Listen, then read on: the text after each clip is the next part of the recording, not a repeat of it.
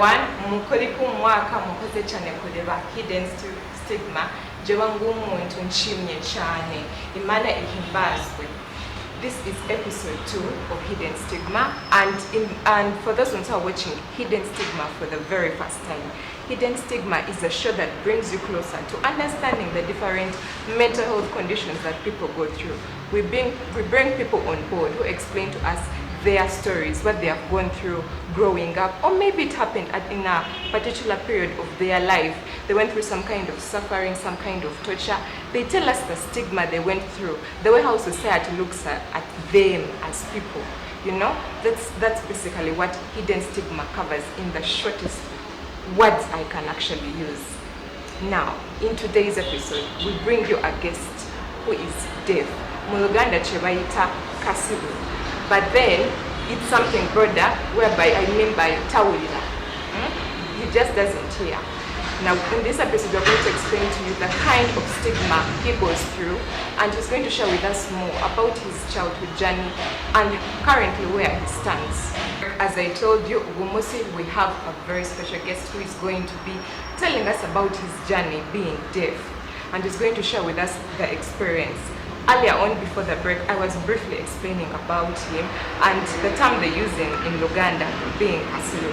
But before we get deeper into understanding the term, because I know many people are now wondering, is that the best way to term the people in the deaf community? Let's go back a little to get to know our guest more. Welcome to the show. So tell us, I want to get to know you more. What's your name? My name is Kasilu. You seem to be so good at sign language, which makes me thinking. You know, usually we have this tendency growing up that automatically people in the deaf community, they are born deaf. Now, if I saw you sign right now, I would think automatically he's born deaf. But why should I go through that torture of finding out exactly what happened if you're here? So tell us, Innocent, for you in your story, at what point did you become deaf? Because we have this mentality within us as the community that deaf people, they are born deaf and all that. What happened in your case?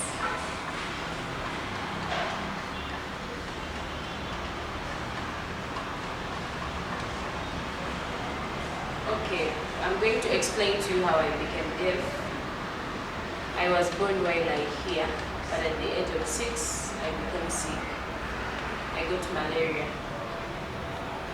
And it happened for a very long time. And out of the sickness, the hearing went on decreasing little by little, so I became very sick. And it became a very hard task of communicating. I could always get barriers. My family had to suffer. It was very sad because we had no means of communication. But as I used to grow up and I went to school, I was taken to a deaf school, primary. Before, I always thought I'm the only deaf person in the world, but when I got to school, probably a deaf school, and I saw other people deaf, so I got to know there are very many deaf people. I started learning. So that is how I studied in the deaf community, deaf signers. Till when I finished my Form 6, I went to school. Presently, I'm still a student by now. And that is how life moves on. Okay. Now you've explained so much in that the whole story. You've lengthened it from childhood up to the current state you're in right now. But I want you to take us a little bit behind that childhood experience. You said you got it at such a tender age. You were barely grown and mature. And if you actually do research, children in your age bracket, by the time you became deaf, they are trying to grow. And usually conditions at that age, they are usually affected by what happens. So I want you to tell us, during that time when you had just become deaf, what was it like? Because you said the sound kept on reducing, you were hearing, then the sound kept on reducing to a point whereby you don't hear. I want you to take us back to that moment when you realize you can't hear. How did you feel? How did you feel like being in such a condition?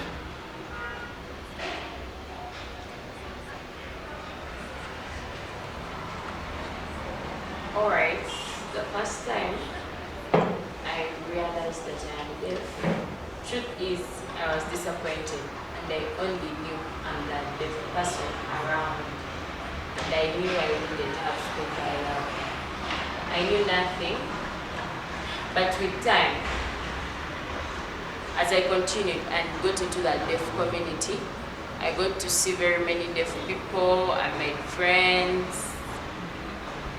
So that is when my mindset got exposed to different things. I went to school. I saw that deaf people can do other things. So from that, I gained confidence, made friends.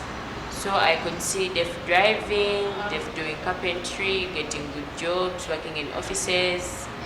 So I would always be like, being deaf is normal because you enjoy life the same way, just like other people.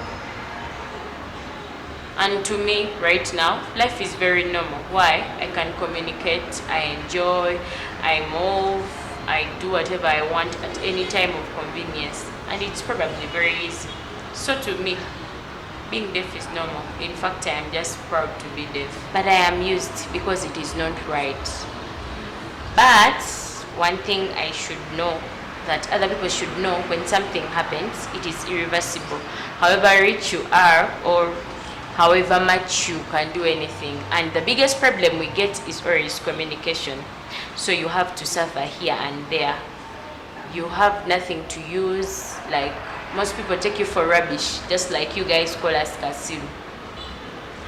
But at some point, I know you hearing people think we are Kasilu. I have to speak it over and over again because you also speak it over and over again. But to me and to us, Kasilu means I do not understand, of which we understand, because it is my understanding that I'm in this chair right now. So if you want to introduce something to people, but in those days back in school, and when most people could realize that I do not hear well, one problem that I must accept that I got is that the pace of my understanding slowed down. So even my communicating, everything had to be slowed down for me so that you could communicate easily. I could babble out some words. I could say something that most people could oppress me. Most people could take me to other places. But what my family did was always shifting from one place to another. But even when we shifted, people are always everywhere. Still, we could get the same effects, the same challenges. People would oppress me. And with time, the nearby community just had to adjust and get used because the situation is irreversible. Okay. Now, you've talked about something that is very crucial. I want you to now tell us about that point. You're talking about the Kasilu part of it. Unfortunately, it's a Luganda word. That's just the way how it's mentioned. I want you to tell us more about how that term has affected you and what do you want the world to know about it.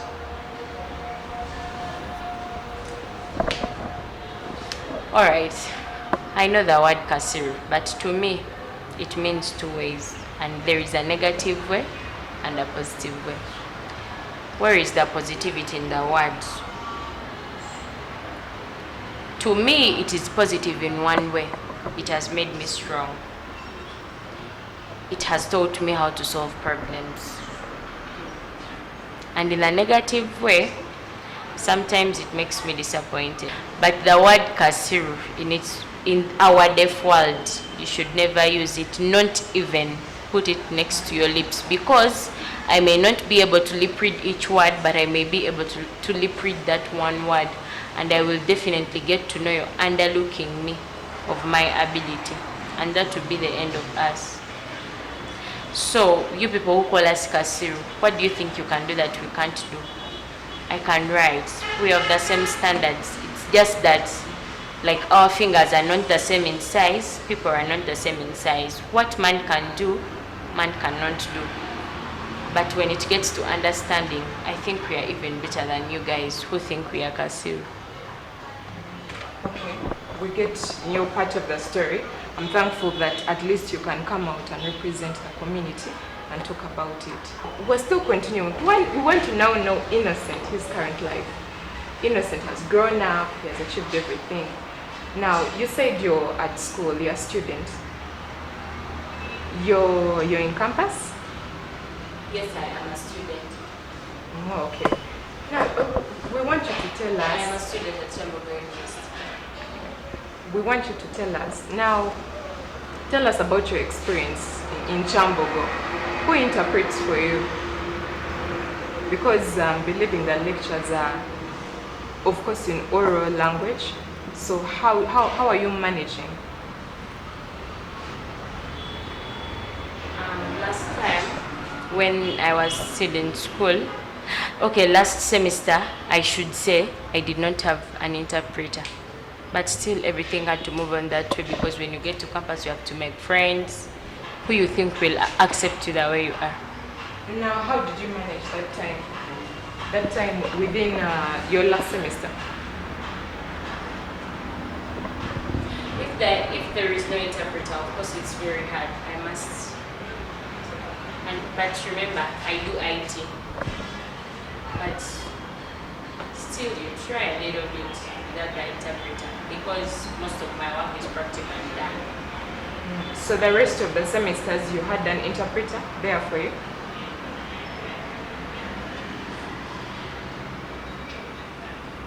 Okay, right now, that time got done, I finished that. I shifted to Makerere Institute of Social Development, but the same applies, no interpreter. Oh, okay. Do you feel uncomfortable with that, or it's okay for you?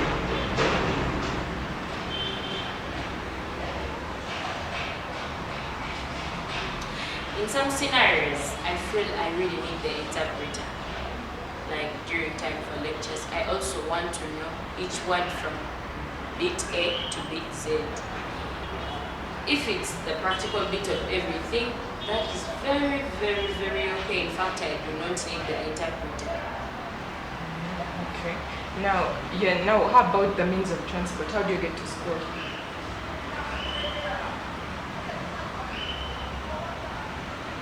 Okay, for the taxi,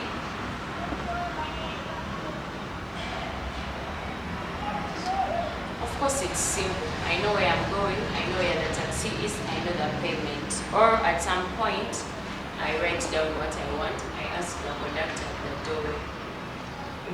Were there cases whereby you probably had a challenge communicating with them?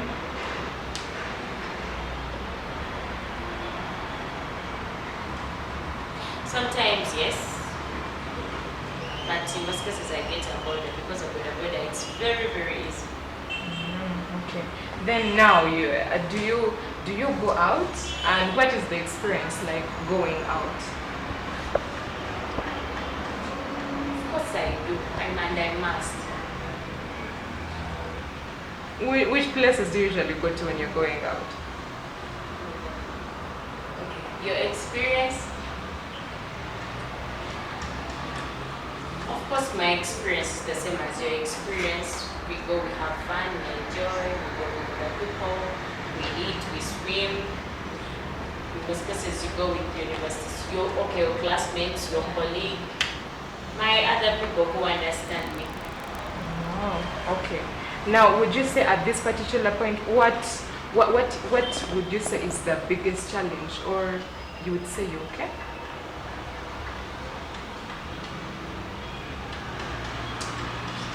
Okay, my biggest challenge is getting a job at Sheets.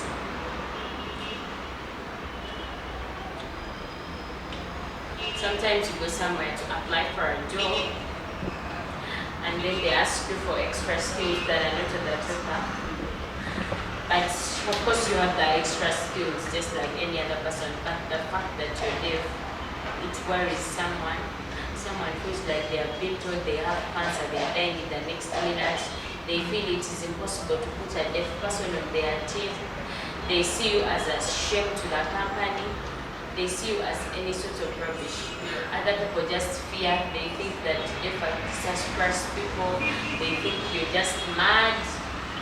People have very, very, very different ideas about us. Very different, and the perceptions you cannot change. And then the other problem that I think we can solve as a country is the communication issue. So what would be your recommendation to the country now that you brought it up?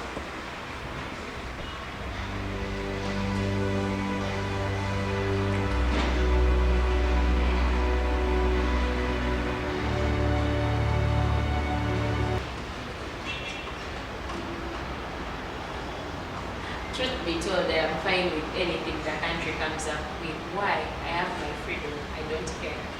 Wow. Okay. Now we've had so much from you. Now I want you to just conclude everything in the easiest way possible. You have explained everything. We want you to just tell us where your strength comes from and what you need the world to know about you, your condition, what they need to know.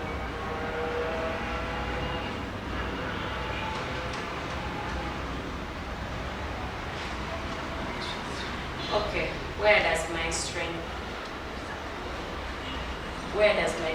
lie? I never underrate something. I never see something as something trivial. I do not mind how many people fail, how many people are too negative, but I believe in myself. And my confidence, my self-confidence has always driven me.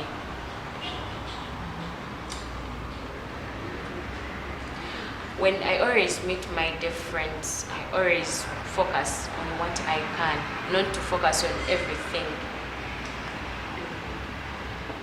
And I am just always real with whatever I do. I do not force anything. And that is my life. Okay. Then last remarks, what you need the world to know. What's your message? The whole country is going to be watching this. What's your message?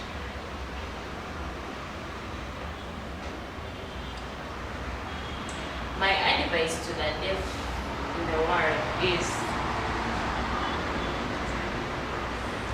know yourself. And you must be knowing what you want in life. They're the only two things, know yourself and what you want in life. That is my advice to every deaf person seeing me. Thank you so much, Innocent, for coming to the show, sharing your story, educating us about the name Kasilu and challenging us to change and be better people and act better. It means so much. At least we have learned so much from you. Now, you've had so much from Innocent. You can clearly tell just a little bit of what the deaf community goes through. We usually take these things for granted. You meet someone on the road and you're like, oh, you're Kasilu, and we take it for granted. But we don't know the kind of mental health state we are leaving them in, and this is a stigma that has gone on, and we need to stop it. We need to put it to an end. We need it to stop. And just to the deaf community, just like Innocent said, know yourself, know who you are. Me, that's the same message I would exactly give you people out there. You need to know who you are and stand out and not worry about anything else. Feel free to follow us on our social media handles, to Facebook, DTN Uganda, ku YouTube, ku Instagram. Mwisha kureba ibintu byotukoraga. Go and like, go to subscribe, follow. We need to get this message moving forward. Nje wangu omuntu ni hano, I'm doing something about it. But as the rest of the world, what are we doing about it? Well, there is always a lot to say. When I sit here, I have so much to say, but we are going to have to wait until next time to get someone else on board and also hear their story. I've been your host, Migisha Liz, and this has been Hidden Stigma, an amazing tech. Till next time.